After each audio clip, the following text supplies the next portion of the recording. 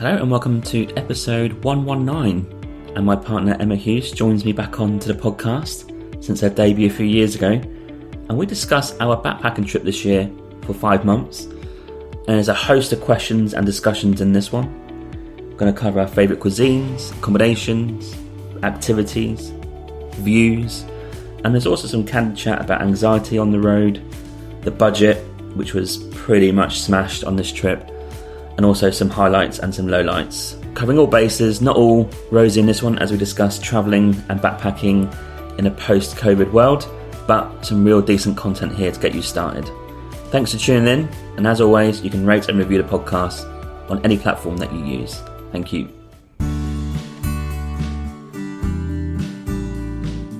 Welcome to the Winging It Travel podcast with me, James Hammond, where every Monday I'll be joined by guests to talk about their travel stories, travel tips, backpacking advice, and so much more. Right now, I'm taking the podcast on the road travelling with me, so tune in every week for short form episodes detailing all my travels alongside my Monday guest episode. Are you a backpacker, traveller, gap year student, or simply someone who loves to travel? Then this is the podcast for you. This is a casual, informative podcast designed for you to inspire you to travel. There'll be stories to tell, tips to share, and experiences to inspire. Welcome to the show. Let's get into the episode. Hello, and welcome to the Winging It Travel podcast. This is a first for the podcast because we are in a podcast studio in North Vancouver, in the library. Shout out to those guys because you can rent an awesome little studio for free if you get in advance. It's got a green screen, it's got cameras if you need them, it's got podcasts, microphones, table, Pro Tools, the whole lot. My partner in crime, Emma Hughes, who's come back onto the podcast. Hello. And we are going to go over our 5-month backpacking trip this year. Because I think it'd be good to share what we both liked and disliked. So welcome to the show. Thank you. So, 2023, we're going to cover the route. I've got a load of questions here. I've got some social media questions as well. And then we're going to talk about a little bit about what's next. So let's kick off January. Yeah. We made the decision to hand a notice into our jobs. Yep. And go. What was your feeling about that? It was tough. Know you want to travel and that it kind of makes the most sense to do it all in one go. But the consequence of that is you are quitting your job, your income, and your home. It is quite a big decision, but once we made it, it was quite exciting. Yeah, we did leave a little bit behind, but mostly it all went. Apartment, possessions, some clothes, all the stuff in the flat. January was quite stressful, trying to finish up our work and also, try and get rid of everything from our apartment, mostly. The worst thing was Marketplace, Facebook. Well, yeah. Some of the people you have to deal with on there. How many times does someone say, is it still available? Yeah. Grim. But it was the right decision. Mm-hmm. And we thought, well, okay, we'll go back to UK first. Because the start of our trip was going to be the interrailing, it made sense to go to the UK first, on the way. Yeah, got everything sorted. And we did leave a few things behind. And we'll come to this later in the podcast. But we did leave our camper van and basically a load of shit in it. Yeah, it was very last minute. Haven't got time to sort this out. Chuck it in the van, deal with it in 5 months' time. Yeah. Google tells you you're going to leave your van for 6 to 12 months, that you should disconnect your battery in your van. But we were such in a rush, we left it. And luckily, when we came back in June, it started. So that's a bit of luck, wasn't it? Mm-hmm. Yep, visited UK, and then we thought, okay, we'll catch up for a couple of weeks. My catch up was a little bit different because I went to Europe with a couple of my friends and done the Micronations tour, which you can hear about on the podcast. But our plan was interrailing into Europe first of all. So what we're going to do is I'm going to spell out the route. So after UK, 1 month interrailing, we went from London. The actual plan was to Istanbul. Didn't make it by train. We'll come to that in a bit. Then we had 1 week in Turkey. And then I went to Lebanon for 10 days. You went to Greece. Split ways for 10 days. Met back up in Cyprus for my birthday for a week and to chill out in an apartment. Quite nice. Then we had 2 weeks in Jordan on the road. road trip and stuff like that. UAE, Oman, wild camping. Then 3 weeks in Nepal, 1 night in Bangkok. Is that a film, is it, or a song? Then a week in Taiwan, 10 days in South Korea, then back to Vancouver. So I've got a load of questions on the notes here. 1 month inter-training in Europe. London, Paris, Luxembourg, Switzerland, Liechtenstein, Italy, Slovenia, Croatia, Hungary and Austria. What are your thoughts on that? Well, we packed a lot of countries in to 1 month. Yeah. It was very on the go, every couple of days, get up and go Yeah. to the next place. But it was fun. We went in February, March, so it was cold. Cold, yeah.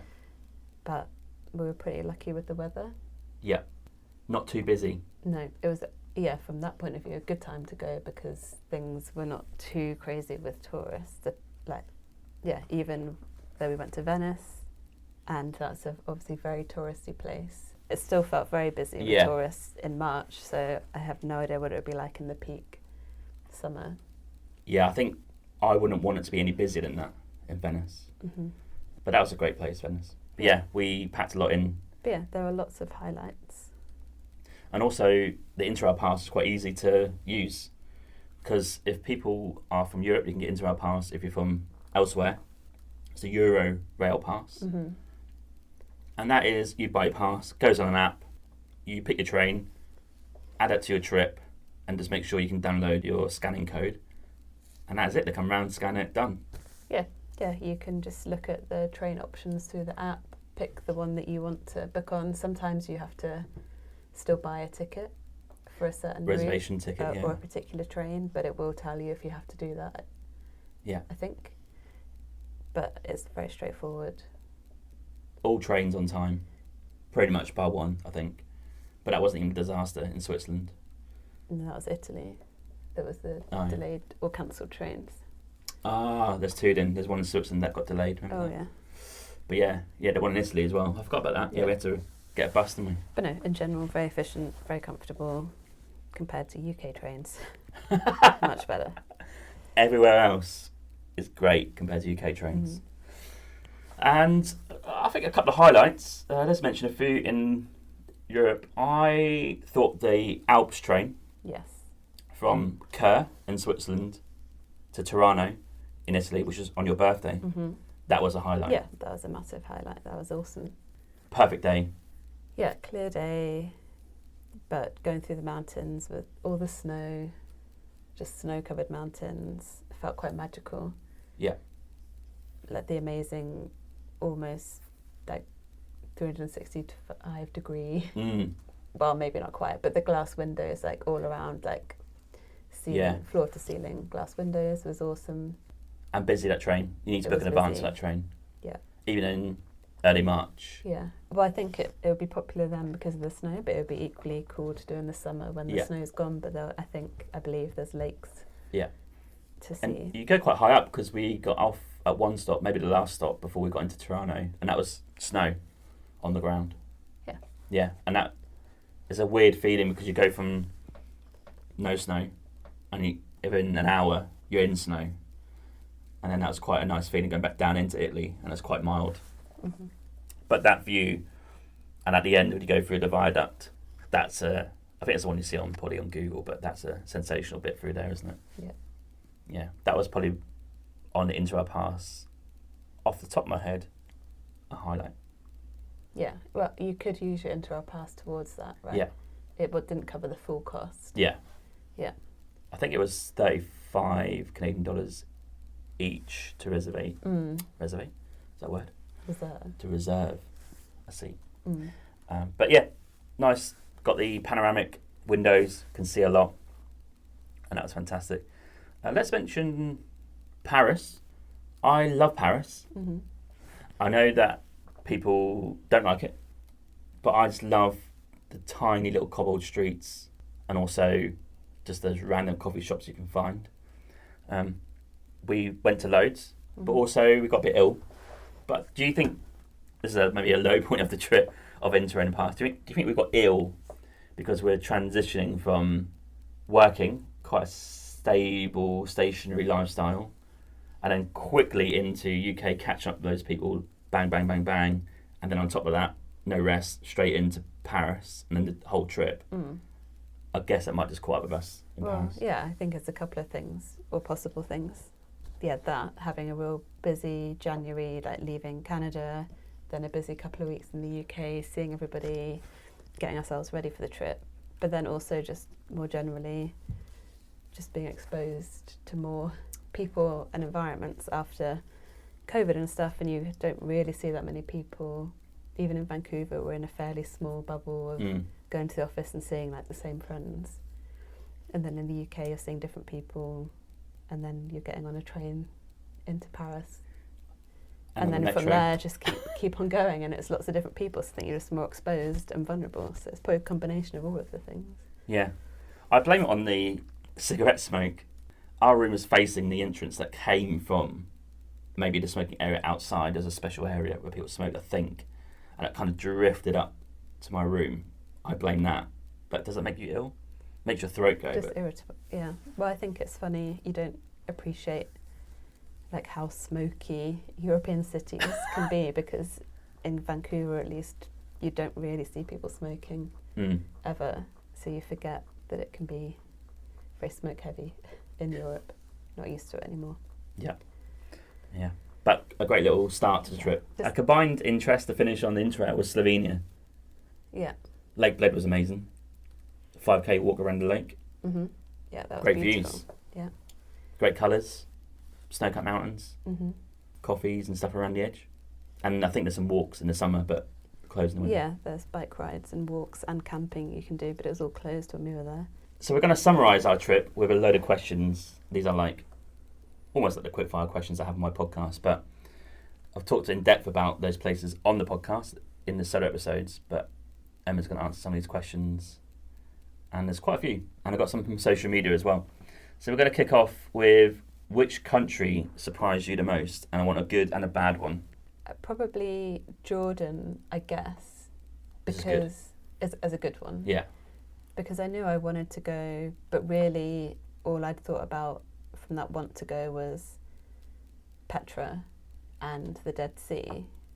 But actually when we were there was loads more to do, from going to Jerash. Yeah.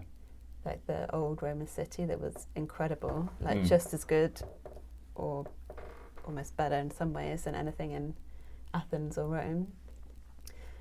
And we were hiking in like mountainous ranges. We stayed a night in the desert. There was just loads to see, and it was very easy as a tourist to get around. Yeah. So I think that was probably the good surprise. I don't really feel like I had a bad... There wasn't a bad experience. To be fair. Or like I'm surprised this country's bad. Like, I don't think I had that. Well, I thought Switzerland was a bit, well, I'm not going to call it bad, but like it surprised me because I didn't actually like it that much. Well, actually, Lucerne was nice. I think Switzerland was nice. It was just that we couldn't get over the cost of it. The cost and the snow from It's kind of a known thing that obviously Switzerland's expensive, but when you're trying to keep on a very limited budget, I guess it was quite difficult to enjoy Switzerland when everything, even a McDonald's, was 20 Canadian dollars. Like, that is tough going. That's a bad moment. 28 Canadian dollars for a meal each. Yeah. And that was the cheapest part. Okay, and the next one is which city surprised you the most? Again, good and bad. Well, we went to a lot of cities. Yeah. I think the one that surprised me the most, that was good, was actually Venice.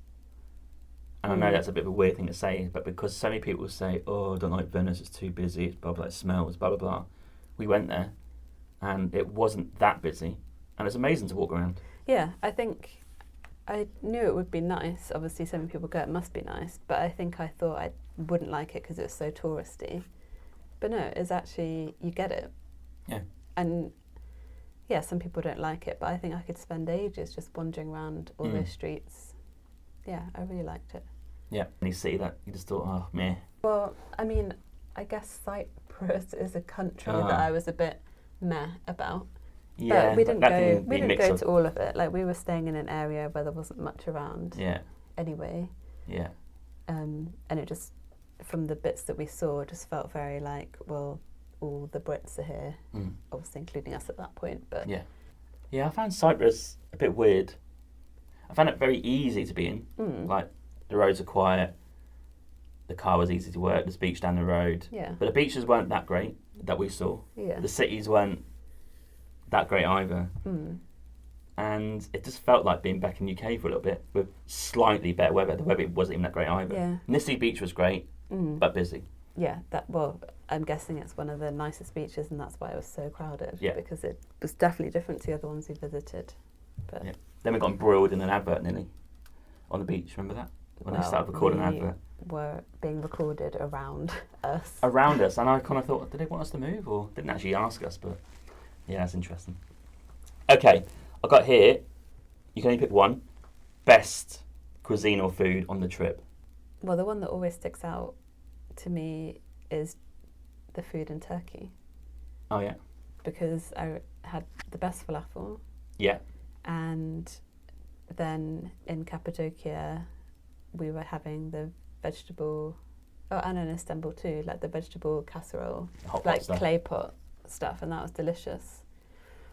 So that's what sticks in my mind. And I think because a lot of other places as a vegetarian were quite difficult.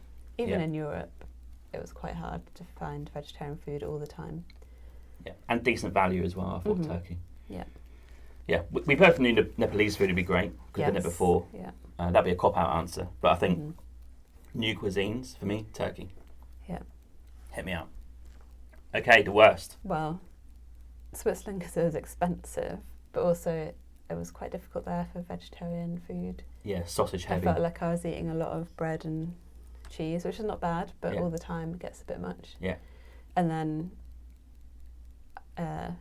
Korea, probably. As a vegetarian, I'm sure it's great if you're not one.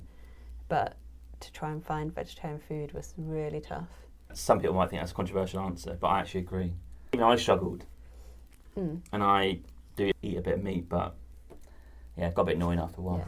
Vegetarian versions of Korean food that I've tried outside of Korea, I really enjoy.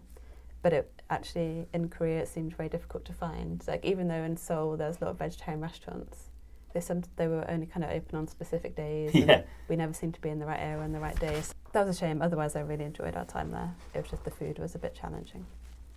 Yeah, okay. I've got here the most expensive place. I think we both know that already because we said it. Switzerland. Yeah. By far? Not by far. I think other places got quite close. Like Korea came Korea was close. quite expensive. Yeah. Okay. And the cheapest place has got to be Nepal. Nepal, yeah. In Nepal, we were staying in a private room, no bathroom, but private room with a bed, a slight window. That was only like $10 a night or something. $9 Canadian, I think. Yeah. $9 a night. I mean, it wasn't 5-star, but it was good enough. But when you compare it to the private dorm room we had in Switzerland, that's about $130 a night or something ridiculous. That's crazy. Yeah, there you go. There's a difference in price there. I've got here, what do you think the country had the best coffee? And we went to a lot of coffee places. Yeah. I'm going out on a limb here, and I'm going to pick mine. I think it's Oman. Oman? Yeah. Yeah. The Oman coffee scene is starting to get really good. Yeah, there was good coffee there. Yeah. Yeah, probably there. I want to say not country, but Paris. Yeah, you I pick feel like that's any the place. obvious choice, but It's good though, isn't it? yeah. Oh, it's just, they have the right cup sizes, not too much coffee like American style. Italy's the same as that as well, and not expensive. Yeah. Yeah. The dream was going from Switzerland on the Alps train, arriving into Italy, out of the train station, into that cafe. Oh, it's €1.20 for a coffee. Let's go. Oh, it's not $6 for a coffee. No. Yeah. Oh, great. We can get 6 of these then. Yeah. Unreal. Okay, so we've gone for Oman and Paris. Decent places. Oman would be a surprising choice for a lot of people. The best country or area for ease of travel. And I think what I mean by this is how easy is it to go from city to city in the country or between country to country. That's why I put area in there. I'd say that everywhere I've been on this trip was fairly easy to travel in. Nepal had its difficulties because it's got chaotic roads. Yeah. But actually, when you analyse it, the trains in Europe, easy. And we're going to major cities, they probably had trams or buses or metros. Yeah. Turkey, we've got a couple of buses or flew. And then Middle East, we had a couple of cars out, and they had great roads. So I think for Jordan and Oman, I don't really think the public transport is there or set up. I don't even know if there's like tourist buses that would take you between places. There probably are. I reckon in Jordan there would be. Yeah, but so in that respect it would be difficult, but if you are able to hire a car then it's easy. Yeah. Luxembourg was great purely because the public transport's free. Oh so yeah, let's put that out there. So not only is it easy to get around, it's also free. Oh, that has to be number one. Yeah, I forgot about that. Yeah. All trains, all buses free. And we got a train to Weiden Castle free. Yeah. Yeah, I think Luxembourg gets that, I think, just purely basis it's free. Yeah. Like Seoul had a really great metro system that was easy. Taiwan, high-speed rail. Yeah. Yeah, I don't think we've travelled anywhere that's difficult apart from Nepal when it takes 10 hours to go 8 kilometres in a bus. Yeah, that's not easy. That was the worst trip for me. We'll come to Nepal in a bit. The worst trip for me was that bus ride after the trek. 10 hours to get 8 kilometres. Has not improved in 5 years. Then you sort that out. Okay, this is a good one because this will appeal to a lot of different people and be different for both of us because we have different feelings with this. Safest country as a woman. What do you think? Oh. Yeah, but as a white woman, it's going to be much safer for me. I didn't really feel unsafe anywhere, but again, I was with you, so I'm not on my own. I had a bit of an edgy time in Dubai where that guy was sort of rubbing himself while staring at me on the train. Oh, yeah. I never actually saw him. Yeah, I just saw you move to the other side of me, and I was like, I still don't know which guy that was. Well, I thought, maybe I just imagined it, and then when I looked again a second time, I was like, no. That is grim. Yeah, but I mean, that's the third time I've been to Dubai, and I haven't ever felt like that before any other time. That was just the one time on one train. Yeah. So for you, Middle East? Well, Middle East, you just have to be a bit more careful. Yeah. In the Muslim countries, I guess. Because you covered up. Yeah, you have to cover at least your knees and shoulders. Yeah. For me, like I said, I never really felt unsafe in any of them, which is quite interesting. Probably Lebanon's a bit edgy. Travelling Lebanon without a guide and a group, I'm sure it's possible and I'm sure people do it, but I'm not sure how safe that is, especially some of the areas that you go into that I don't think you just wander into them areas without knowing someone. But I think you felt a relief that you going from Middle East as an area region to Nepal, for example, where you're not totally out there with your outfits, but you felt like there's no pressure to get covered up again. And you're still respecting the local customs. Yeah, and not to say that I wanted to walk around with nothing on, but it was just a bit nicer to think I can be in a hot country, but I don't have to cover everything up. Like I can be a bit cooler because I can wear a t-shirt and shorts, and it's kind of okay there. Yeah. Yeah. It was like in stages, wasn't it? Turkey to Middle East. It's a bit more conservative there. To Nepal, a bit freer, and then when you get to Taiwan and South Korea. Oh yeah, that was fine. Do you want? Yeah. Yeah. Okay. Most memorable activity? Well, the first two that come to mind is the Alps train we already mentioned, and the hot air balloon. Cappadocia. Yeah. That's my most memorable. Yeah. Great. 2 hours, picking up, get breakfast, get dropped off. Suddenly you see a bit of light, see the hot air balloon get blown up, go into it, off you go. Yeah, that is a recommendation that I just tell people just to pay and do it. You have to go and do it. Most memorable scenery? Well, again, I think like that gourmet in Cappadocia is memorable because it's quite different to most places you go. And also the desert landscape in Jordan and Oman. That I haven't really seen that before. Yeah. That was new for me as well. And when you're camping in the middle of the desert and all that's around you is big sand dunes and then camels walking by, that is cool. Dreamy almost. Yeah. Yeah. Yeah, I think they're slightly different. I thought Jordan was more vast.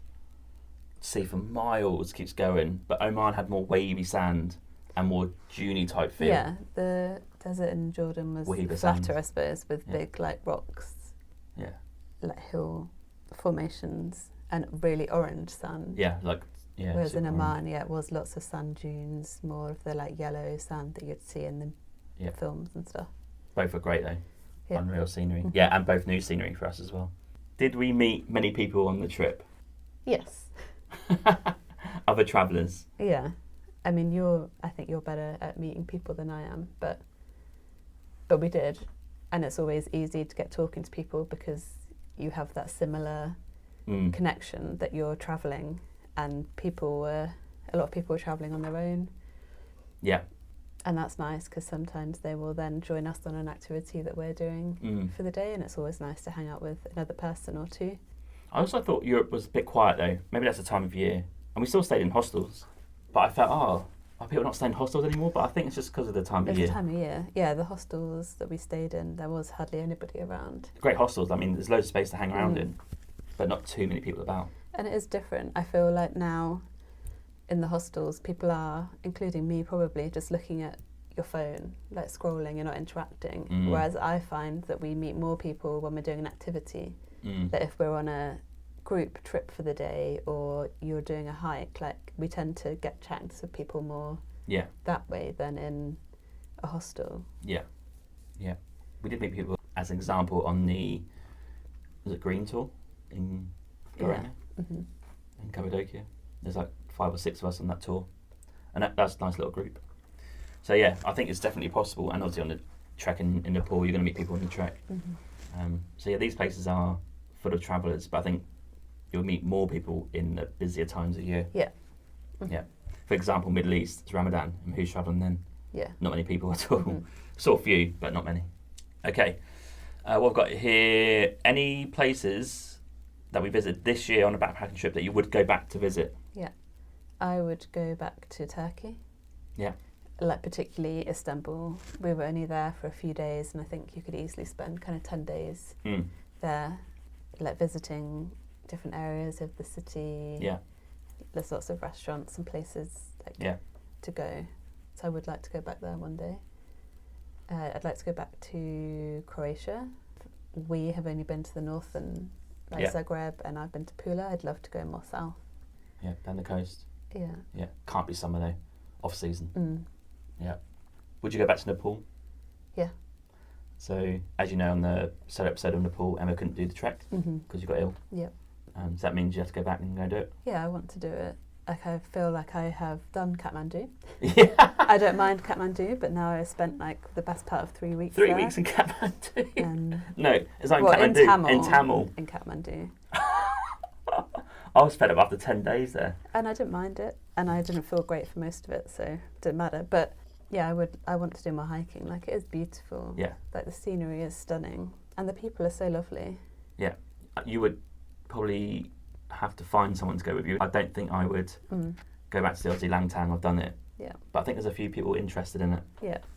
So that'd be interesting. Get a little cabal of friends to go. But it is amazing.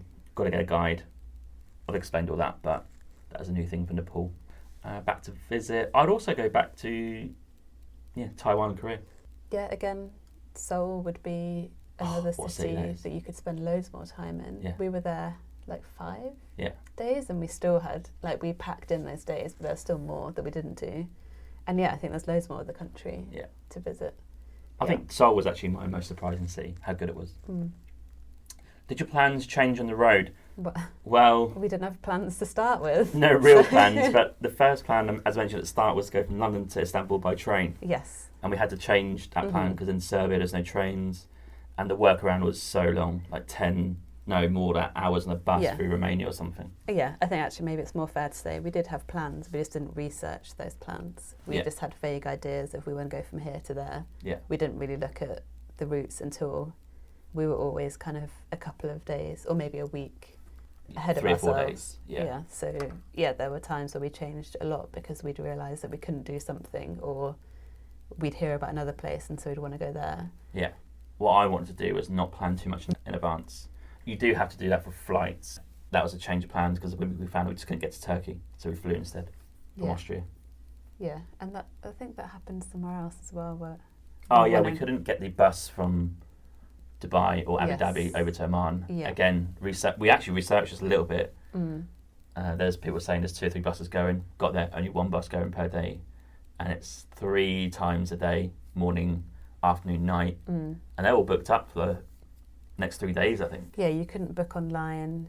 The only way you could book was to go into the office. Yeah. Which was a bit out of the smallest out of office the way. in a huge place. And by the time we got there, even though we were there like 3 days ahead of time, and even the sign when we walked into the office said that day and time was available. By the time we actually got to the front of the queue, it had gone.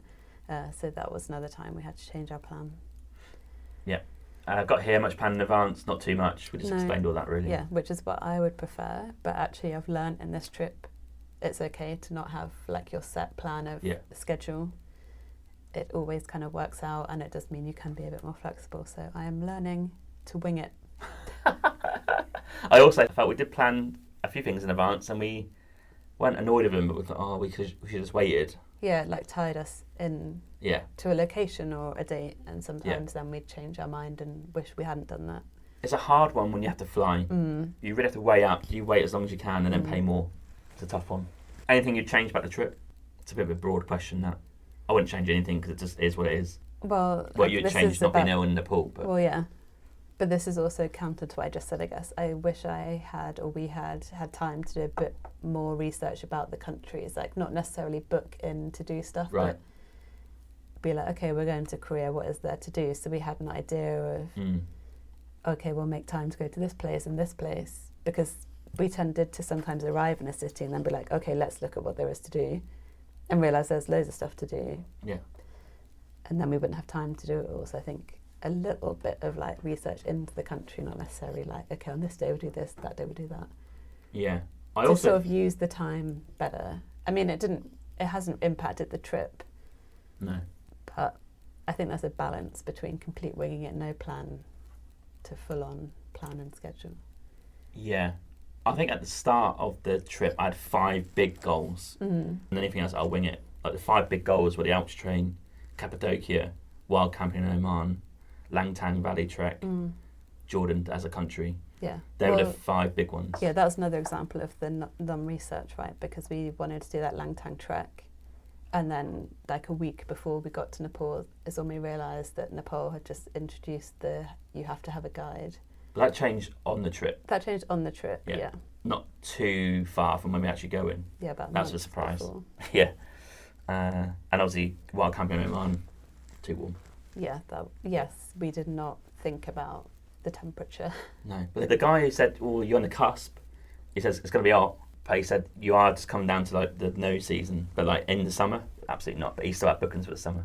Worst accommodation, the best accommodation, weirdly for me, and we have to say this, is the rearranged flight and the hotel we got from Wizz Air, which is Crowne Plaza in Abu Dhabi, even though it's only for like 6-7 hours. Yeah. But the plushest room I've ever stayed in. Well, yeah, of course, 'cause it's somewhere that we would never book because it's out of our price range. Yeah, so that was a treat.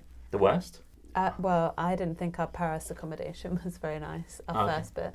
Yeah. But appreciating that was like the cheapest place in Paris that we could find, hotel. Yeah. But it was so small, like barely fit the bed in, tiny shower, and you think we were paying like, I don't know, $100 a night or something. But it's just... And I know that's how it is in Paris or a big city, but it just wasn't great, and I feel like everywhere else was better. Yeah. I mean, I'm going to have to say, I don't want to be too harsh here, but some accommodation on the trek is worse because it's just absolutely rustic. But I feel like I can accept that because you're paying so little. Yeah, $5. So $5. Well, yeah, you are just going to get hard wooden bed because you're paying $5. And drop down toilet and stuff like that. Yeah, I know. But that's our questions. So we have some questions on social media. So let's crack on with these. Connor from the Comeback podcast says, how do you manage your stuff from a minimalistic perspective? I struggle big time. Yeah. I really tried and had aspirations. I would have a really light pack. I downsized. I think our first time we went travelling, I had a 65, maybe 70 litre pack. Yeah. And so I was determined to downsize, bought a 55 litre one, but ultimately I think it's still the same weight as the other one. Yeah. Like I've tried to buy clothes that are multi-purpose, like I've got some wrap tops you can wear like 2 ways, so you feel like it's different. I was only taking leggings because they're lighter and easier to pack than jeans, they don't take up so much space. 3 pairs of shoes, but it still somehow all adds up. I mean, and then I have like my knitting and crochet stuff, which if I didn't have that, I might be in a slightly better position. But it feels that stuff is not that heavy though. It's light wool stuff. I guess the accumulation of it maybe. Or the size of it. Yeah, I think just all of them together. Yeah. And then the toiletries too. I don't know, it seems to all add up, and it's, I don't know, what is it, like 16 kilograms or something, and ideally I'd want it to be 14 at best. I need to lose a couple of kilograms if we do that again. But yeah, I think we had roughly the same weight. Yeah. But the one that got me was, and I didn't expect this, was the tech. Yeah. I mean, podcasting on the road, you've got to take some stuff with you, have a camera, which I didn't even use. Yeah, all that tech stuff I would never have normally taken in the past. So without that, perfect. I think I'd done my clothes pretty perfectly. Yeah. There's one thing I didn't really wear, and that's my linen trousers. But other than that, I wore everything else. Yeah, it's tough because I think you can think, or you can buy stuff anywhere, which is true. Like you could always buy a t-shirt if you needed it, and all your toiletries. But at the same time, you still want to go away with them and not have to just buy them all the time. Yeah. We done as well as we could, but there's still room for improvement. Yeah. But I don't see how I'm getting smaller. That's the problem I face. No. Maybe if I have less t-shirts. And obviously we're not that minimalist because we've left a load of stuff in our van in Canada and in the UK. Yeah. So we didn't get rid of everything. Yeah. So Connor's got a few questions. How did you cope with the SIM card situation? It was actually okay. We bought SIM cards in certain countries, not all, but some. Yeah, and then others we didn't buy them because Wi-Fi was kind of available in where we were staying or in cafes, and so we just used that and it was fine. We downloaded like offline maps with Google, which came in pretty handy just to help navigate around if we didn't have internet connection. But it wasn't ever an issue. We didn't have a SIM card. The one thing I wish we had, which we didn't, we both don't have, is those phones with dual SIM, because Canada keeps sending you texts to verify like banks and stuff. So in an ideal world, I'd have a newer phone that has dual SIM. Even better if one of those is physical one and the other one is eSIM. Then you can keep changing your SIM cards in the country, but keep your own one in there. That's a pretty good way to do it. But other than that, it wasn't really a problem. I think Nepal, we bought it, and if you're doing road trips, I would buy a SIM card. Just to make sure you got a way of contacting someone on the road if you get stuck. Yeah. Biggest setbacks, and how did you deal with them, from Connor? Well, the Nepal thing was a setback. Just because we planned the trip, booked it, paid for it, done the first hour or two, and that was it. Yeah, that was a setback in terms of deciding what to do. Yeah. Like, I probably wasn't going to continue, but were you going to continue? And we've paid for it all, so what happens if you don't? Yeah. That was a tough decision, though. That's probably the toughest decision, right? Yeah. I think, of the trip. Yeah. Both pretty upset about that. Yeah. But the right decision. Yeah, it was the right decision. I was really disappointed to not be able to carry on and frustrated, but I knew that it wasn't worth me carrying on. Like, yeah, it was like a cold flu thing, but when you're climbing 1,000 meters a day or whatever it was in altitude, like, I was not going to be feeling great. Yeah. It wasn't worth it. I would have been miserable, and yeah, it was better for me to just go. Yeah. But you got your taxi, lift back to Kathmandu and recovered, so that was how you dealt with that, and you can always go back and do it. Yeah. You can always go back, I think is the rule from that. Yeah. There wasn't any other big setbacks that I can remember. Only the ones where we realised, like with the train, we couldn't get to Istanbul via train, so we had to rethink that, and the same with the Dubai to Oman. That's where you need to be a bit more flexible. Where our plans didn't work out, but it wasn't a big setback in terms of it didn't like delay dates or our time. No. Okay. Mountain Town Ramblers said, what has surprised you the most? I'm going to answer straight off at the bat here. The cost.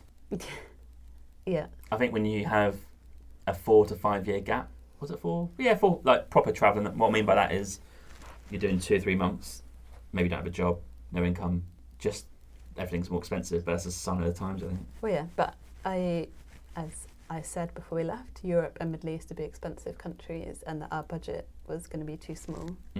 But I guess even then, even though I knew that, I didn't appreciate how much everything had gone up. So yeah, we have got through the budget a bit more than expected. So Marie from the Culture Cult Show said, when did you start to see yourself change on the trip from how you were from when you started? For me, I guess I could talk about my anxiety. Yeah. Which I struggle with, even though I know that I really enjoy travelling. I feel like my anxiety was really bad this trip compared to previous ones. Why is that? I think I just got in a space where I was focusing on the worst things that could happen. Yeah. Some countries it was alright, but I think it peaked for me in Oman. Yeah. It started in Jordan, and I think it started in Jordan because even though I just said it was great, the roads were not always great. And we had a couple of instances with the car that we hired struggling to get up the mountain roads, and it was just an old one. I'd recommend if you are going to hire a car to rent a newer 4x4 than a 2-wheel drive. So I then started to get a bit anxious about what our road conditions like, and we know nothing about cars, so what's going to happen if we break down in the middle of nowhere, etc. So, and I carried that into Oman, where we were also hiring a car, not knowing what the roads would be like, and also we were wild camping, which the idea of it I liked until it became a reality, and it was going to be up to 40 degrees in heat. And actually not knowing exactly where you're going to camp for the night, you couldn't look, on Eye of Alander, there wasn't really much in terms of, camp here, camp there. So I got really stressed about it a lot, didn't I? Yeah. That I had then everything got on top of me, and I was just getting anxious and stressed about everything. When actually, of course, it was all fine and it was great. The roads were great and all the activities were great. Nothing was bad. So in the next bit of Nepal, I was happy to be in Nepal. I loved Nepal, but I was still anxious about the trip. What was the weather going to be like? Was this going to happen? What if we get injured? Blah, blah, blah. But in the end, I couldn't do the hike. And that really taught me a lesson of I need to stop getting anxious, because then I wasted all the time being anxious, then started it being excited, but instantly then I got ill and I couldn't do it. So I have since then realised I had to change my mindset. And just teach myself that all the times I've ever been anxious, or if anything has happened, it's always worked out fine. Yeah. I guess with winging it, it takes a certain type of person, because it's not all planned out, and it can be stressful day to day because you don't know where you're going to go or what you're going to be doing, or things will go okay. But so I'm trying to, I think I've got much better of just being no, it's going to work out. If something bad happens, it's probably going to be fine, and don't worry until that thing happens. Don't waste your time. True. Anxiety, I think most things that you worry about don't actually happen. Yeah. A little point for me as well. In Oman, wild camp anywhere, so you can go anywhere. It's just a bit eerie when there's just no one else around, and it takes a certain kind of person to go, that's all right. We were at the end of the season, or after the end of the season, really, so we didn't see anybody else camping anywhere we went. And that was tough too, because then you think, can we camp here? Should we not be here? We don't really know. So I would like to see it in a different time when there are more people around.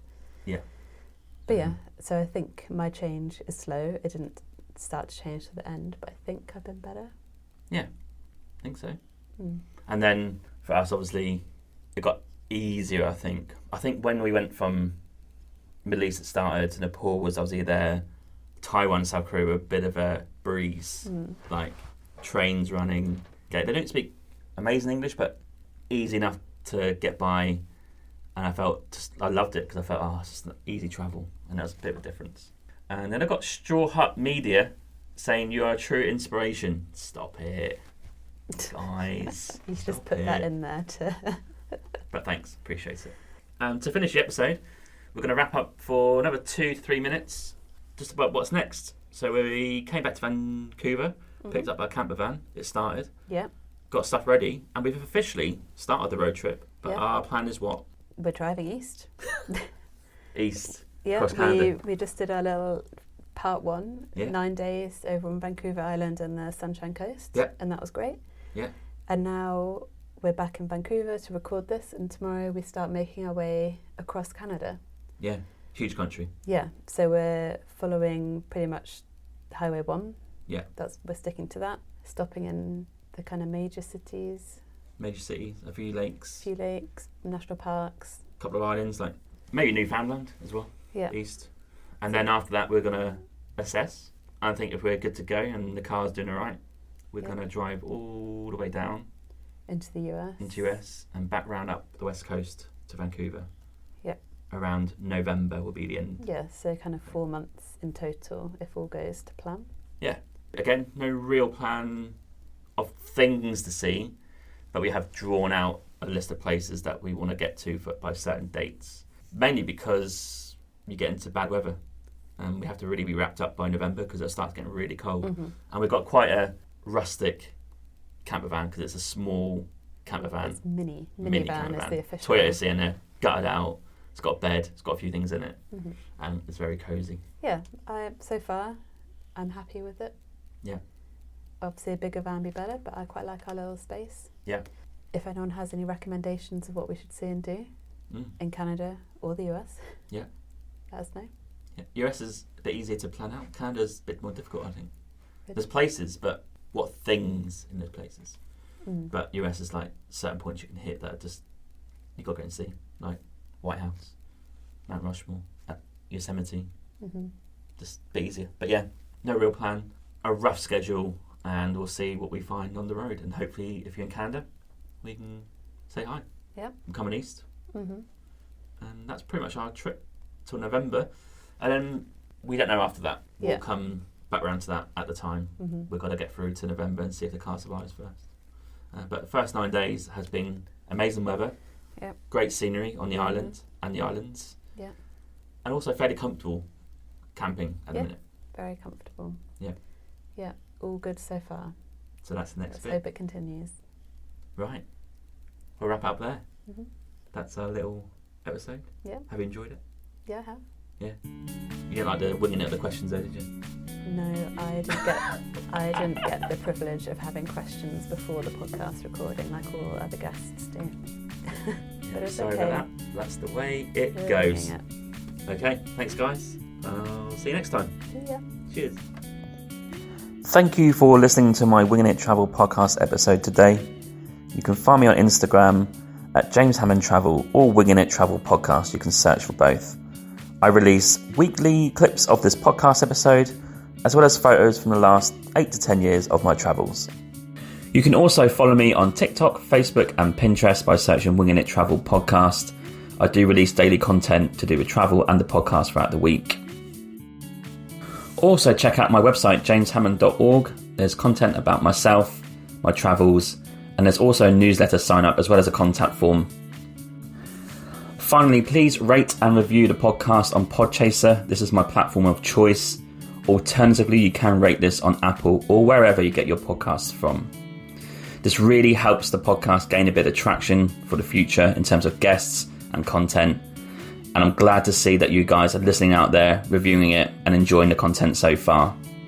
Stay safe, stay humble, keep listening, keep travelling, and I'll catch you soon. Cheers, James.